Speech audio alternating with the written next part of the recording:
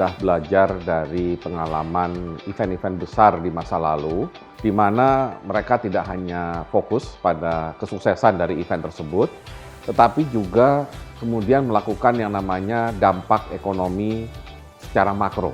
Kami melihat perlu sekali studi seperti ini dilakukan di Indonesia. Nah, khusus untuk Asian Games tentunya kita ingin melakukan pendalaman lebih lanjut.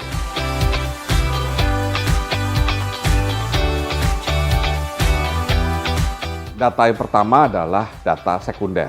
Data sekunder adalah data yang kami kumpulkan dari pihak statistik, misalkan dari BPS, maupun data-data yang bisa kami kumpulkan dari pihak panitia penyelenggara. Nah, selain data sekunder, kita harus melakukan yang namanya pencarian atau penelusuran data primer. Nah, data primer ini ada beberapa sumber. Yang pertama adalah berdasarkan hasil survei. Yang lainnya bisa berasal dari in-depth interview. Dan yang ketiga, sesuai dengan perkembangan zaman, sudah saatnya kita menggunakan big data.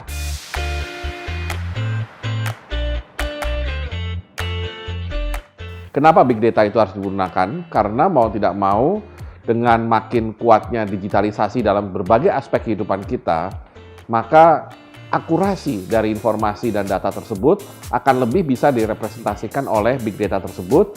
Dan satu lagi kelebihan dari big data adalah real time. Nah, disitulah kami, atau dalam studi inilah kami benar-benar menjadikan big data sebagai salah satu data yang kemudian akan dimasukkan dalam kesimpulan akhir dari studi ini.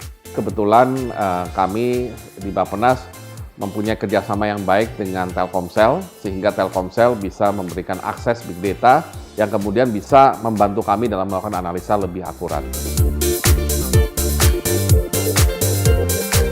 Menurut saya penggunaan big data ini malah membuat dampak atau studi mengenai dampak dari event ini menjadi lebih exciting, menjadi lebih menarik. Menarik dari sisi informasi yang bisa disampaikan kepada pihak yang lebih luas, pada masyarakat atau pada media. Ini juga menarik secara akademik. Secara public communication, jelas bahwa kehadiran big data ini akan membuat kita bisa bercerita lebih banyak, lebih detail mengenai perilaku dari orang-orang, pihak-pihak yang terlibat di dalam event tersebut.